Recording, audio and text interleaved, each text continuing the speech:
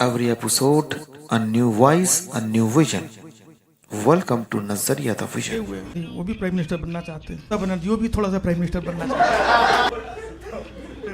हैं, उससे भी थोड़ा सा वो भी बनना, लेकिन दादा को मुझे समझ में नहीं आया वो क्या बनना चाह रहे हैं। उनसे कुछ भी पूछो तो सिर्फ एक ही बात कहते हैं, मैं कहना चाहता हूँ, मैं ये कहना चाहता हूँ। क्या कहना चाहते हो, क्यों कहना चाहते हो? यादव से पूछ लिया कि ये सब जो भी कर रहा है ये बच्चा, आपने कभी इसको समझाया नहीं? तो वो बोले नहीं ऐसी बात है, हमें समझाओ। हमारे पूरी बातों बी में बोए टोके करने बाद हमें करने के लिए हमने खूब बार समझाया। जेनजी का मतलब होता है छोटा भाई बेटा। जो ये जेनजी है ना, यहाँ तो भाई साहब 75 साल का आदमी बेटा बना घूम रहा है। भाइयों बहनों माताओं, आपका ये बेटा राजीव निगम, ये वो शख्स हैं जिन्होंने कॉमेडी लिखनी शुरू की सीधा मूवर एंड शेखर जैसे लेजेंडरी शो से, जहां सटायर सिर्फ लिखा नहीं जाता था, नापातोला मार दिया जाता था। राजीव निगम यहाँ तक कि उसको भी पकड़ लेते हैं जिसे छूने की किसी को हिम्मत नहीं होती। आज हमने पकड़ा है राजीव निगम को। आइए जानते हैं कि वो आम कैसे खाते हैं, वो इतनी जुर्रत कैसे कर लेते हैं, वो थकते क्यों नहीं हैं। तो आज नजरिया द विजन के इस एपिसोड में हम सिर्फ हंसेंगे नहीं, हम जानेंगे कॉमेडी लिखी कैसे जाती है, सटायर का दर्द कितना गहरा होता है और हंसी के पीछे का दिमाग कैसे काम करता है।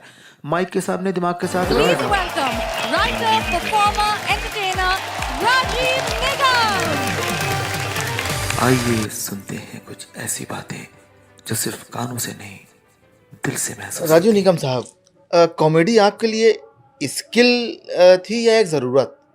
मतलब शुरुआत में सिर्फ कॉमेडी क्या, बहुत सारी चीज़ें होती हैं जो समय के हिसाब से ज़रूरत बन जाती हैं। थी स्किल, बन गई ज़रूरत। तो स्किल के साथ साथ एक मज़ेदार चीज़ भी थी, एक विधा थी, क्योंकि थिएटर से जुड़ा हुआ था। तो थिएटर में भी कुछ कॉमेडी प्ले होते थे और कॉमेडी कलाकार होते थे, कॉमेडी रोल होते थे, तो अच्छा लगता था। जिसकी टाइमिंग अच्छी है या जिसको जो कॉमेडी अच्छी करते हैं जो लोग, हाँ। मतलब ये उसमें थे आप। तो वो जब उनकी एंट्री होती थी उस कैरेक्टर की और जो कैरेक्टर परफॉर्म करता था तो ऑडियंस ताली बजाती थी। बाकी फिर नाटक अपने मोड में चला जाता था, लेकिन वो जब फिर आता तो फिर कॉमिक ताली बजती रिलीफ मिल थी, जाता कॉमिक, था। हाँ जी।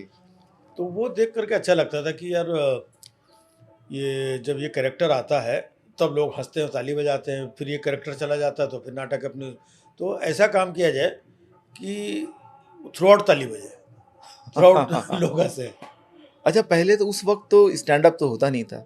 हाँ। उस वक्त तो प्योर कॉमेडी तो होती नहीं थी कि सिर्फ कॉमेडी हो।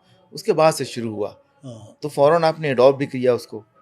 किसी को देख के आप, इंस्पिरेशन क्या थी आपकी?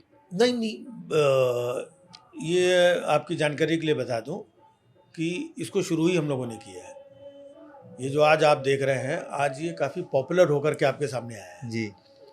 जब मैं मुंबई आया और मुंबई में हमने काम शुरू किया तो सबसे पहले स्टैंड अप कॉमेडी बड़े स्केल पे टीवी पे जी, वो हम लोगों ने शुरू की, movers and shakers. Movers and shakers. जी जी। ठीक है, तो उसमें शेखर सुमन साहब परफॉर्म करते थे, मैं लिखता था उस शो को।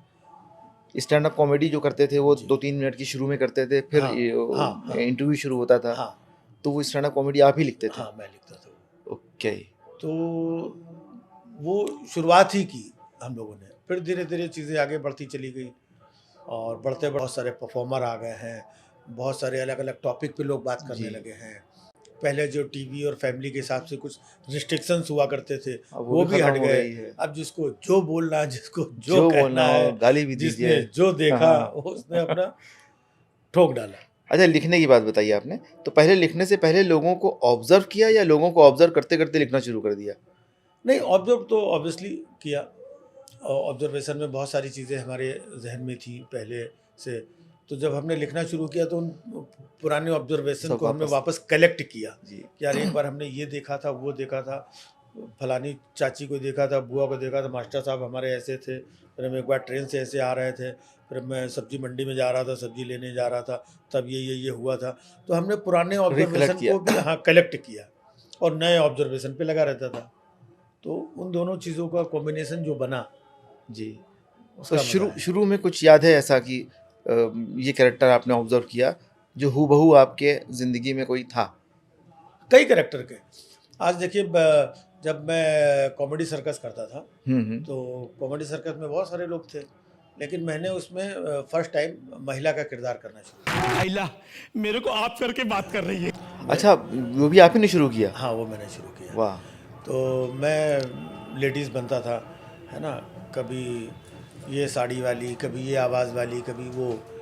तो अब फिर वो हमारे कैरेक्टर बड़े पॉपुलर हो गए, बड़ा मज़ा आने लगा लोगों को। तो मुझे देख करके लोगों ने भी करना शुरू कर दिया। अब तो बहुत लोग कर बहुत रहे लोग हैं। करते हैं।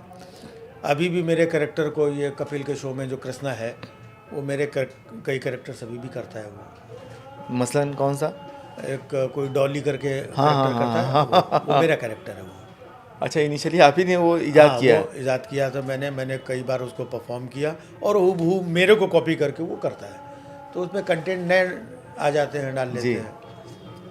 तो एक बार ऐसे किसी शो की लॉन्चिंग वगैरह थी, तो किसी पत्रकार ने पूछा भी कि ये आप लेडीज़ आप लोग क्यों बनते हो, है ना, महिला किरदार और ये वो, जी।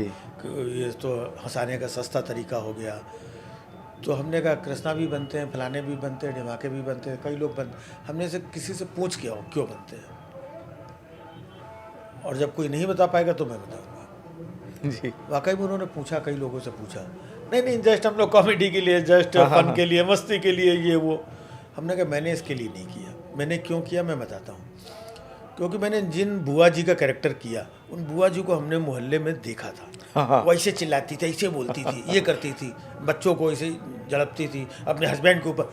तो अब वो बुआ का किरदार चीज़ें हमारे जहन में था वो, और वो मैं किसी और से नहीं करा सकता हूँ क्योंकि वो मेरे अंदर है। बिल्कुल बिल्कुल। आप डायलॉग लिख सकते हैं, किसी से करा नहीं सकते वो चीज़। सकते। हाँ। तो क्योंकि वो मेरा देखा हुआ, मेरा ऑब्जर्व किया हुआ, उनकी टाइमिंग, उनकी चिल्लाहट, उनके तौर तरीके, वो सब मेरे, इसलिए मैं उनका कैरेक्टर करने के लिए फिर मैं बनता था। तो इसके बाद मुलाकात हुई वो चाची जी से और बुआ जी से आपकी? सब हाँ देखती थी। किसी ने कॉपीराइट क्लेम किया आपसे? तो कॉपीराइट तो आपने भी क्लेम नहीं किया कृष्णा जी से? नहीं, वो तो खैर वैसे भी नहीं करते थे, लेकिन उन्होंने कभी नहीं कहा। लेकिन आसपास के दूसरे लोग, है ना, एकदम वही बुआ के जैसे लग रहे है ना, फलानी बुआ उनकी बुआ के जैसे कर रहे थे एकदम। हाँ, हम बुआ को बोला, हमने बुआ कह तो लोग समझ जाते थे। असल में बुआ का रोल आपने बुआ से अच्छा किया ना। बुआ ने तो नेचुरल जो किया, आपने उसको परफॉर्म किया। तो आपने तो जो उनके अंदर जो चीज़ें बाहर नहीं निकल पाती थी वो भी निकाली आपने कई बाहर। बार बुआ बोलती भी थी, ये क्या है, अरे हमका बुआ जो हुआ सो हुआ। और टीचर का भी कोई किस्सा? हाँ, ऐसे टीचर्स थे, अलग अलग बॉडी लैंग्वेज के टीचर थे, अलग अलग उनका बोलने का स्टाइल था। ऐसे बहुत सारे कुछ। एक हमारे यहाँ एक हलवाई था, उसका कैरेक्टर था, सब्जी वालों के कैरेक्टर थे। हलवाई ने फ्री दिया आपको फिर उसके बाद? नहीं, वो तो खैर उनके पास तो टीवी देखने का टाइम नहीं रहता था कभी, लेकिन बच्चे सब देखा करते थे। तो ये वहाँ पे फिर यहाँ आया, कुछ वॉचमैन के कैरेक्टर देखे, है ना, कई बार ऑटो से जाते हैं, ऑटो वाला कैसे बात कर रहा है, बोल रहा है, तो उसके कैरेक्टर ऑब्जर्व किए। तो बहुत सारे कैरेक्टर ऑब्जर्व किए और बहुत सारे अभी भी ऑब्जर्व करते रहते हैं आगे के लिए, कि आगे जब कोई ऐसा कैरेक्टर आएगा तो उसको हम ऐसे करेंगे।